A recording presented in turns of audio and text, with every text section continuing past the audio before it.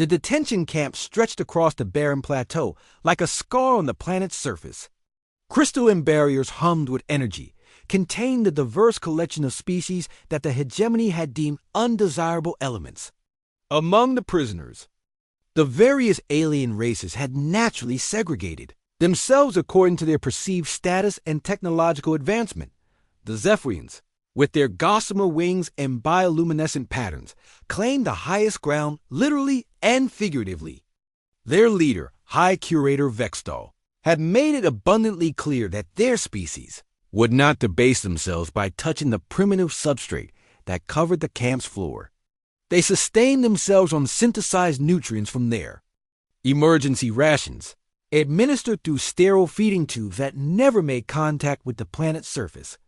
Below them, the Corvin Collective maintained their rigid geometric formations, their crystalline exoskeletons refracting the harsh sunlight into prismatic displays.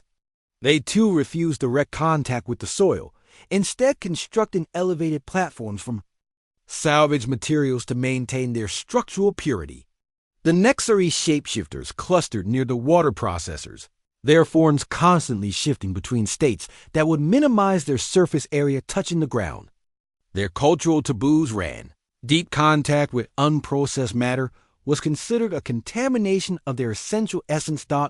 And then there was Marcus Chun. The human sat cross-legged in what the other species had designated the contamination zone, a patch of ordinary dirt near the camp's edge. His fingers worked methodically through the soil, testing its composition with nothing more sophisticated than touch and observation. The other prisoners watched with a mixture of disgust and curiosity as he performed this incomprehensible ritual.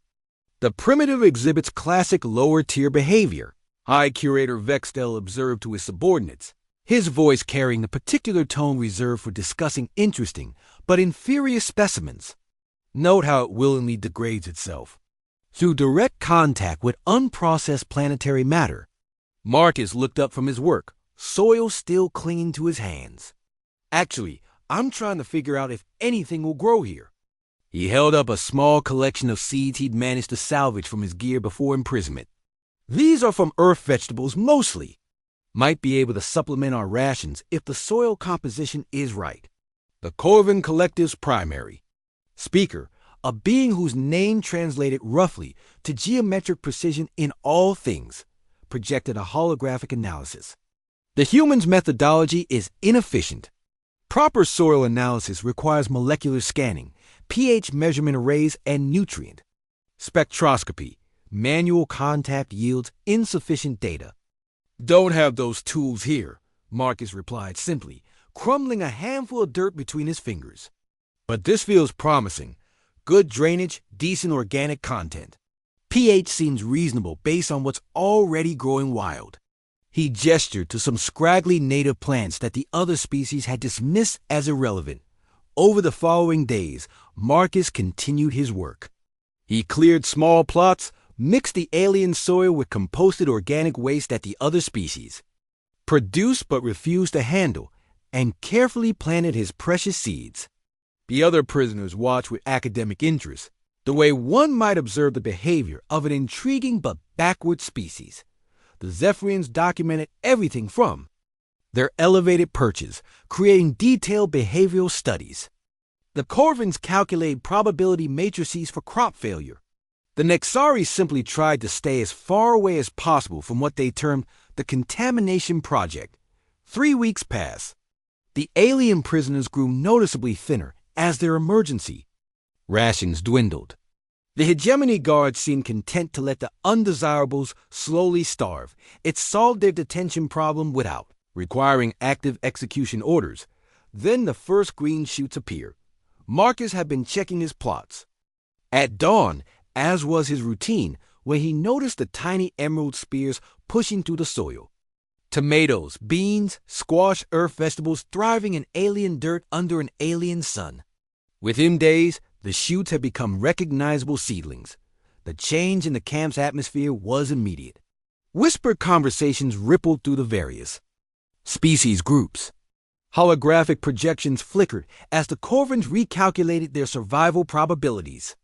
Even the Zephyrians descended from their elevated positions to observe the growing plants, though they maintained careful distance from the soil. Impossible, High Curator Vexthal declared, his bioluminescent patterns pulsing with agitation.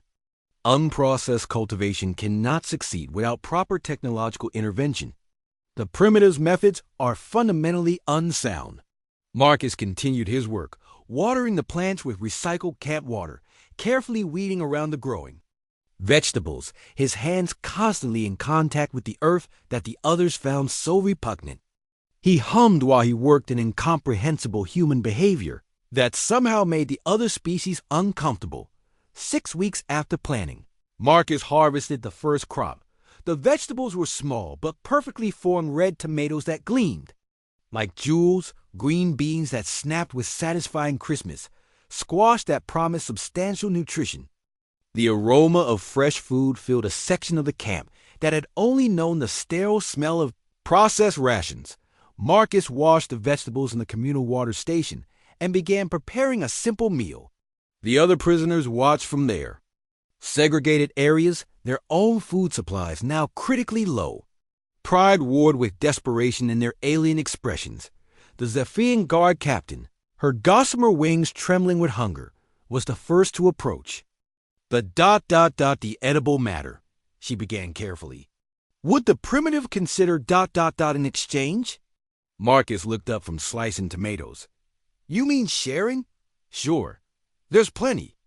Sharing? The concept seemed to confuse her. Without technological exchange protocols, without purity verification, without compensation? It's just food, Marcus said, holding out a plate of mixed vegetables. You're hungry. I have extra. Seems simple enough. One by one, the alien prisoners overcame their cultural barriers. The Corvins calculated that survival superseded purity protocols. The Nexari discovered that their shape-shifting abilities could process the contaminated food without permanent degradation. Even the most elite Zephyrians found that their bioluminescent patterns actually grew brighter after consuming fresh nutrients. Within days, requests began flooding in. Could Marcus teach them his primitive cultivation methods? Could they assist with the manual labor? Would he help them establish their own growing plots?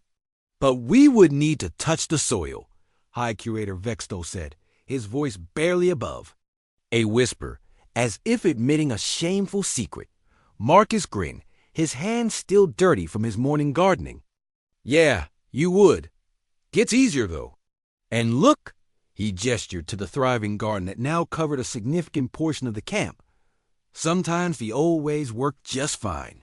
The detention camp still hummed with crystalline barriers, but now it also bustled with activity as dozens of alien hands learned to work the soil. The hegemony guards watched in confusion as their prisoners not only survived but began to thrive, their various species working together in the contamination zone that had become the camp's beating heart. And at the center of it all, Marcus. Chung continued to plant seeds, one handful of primitive soil at a time, proving that sometimes the most advanced technology was simply the willingness to get your hands dirty.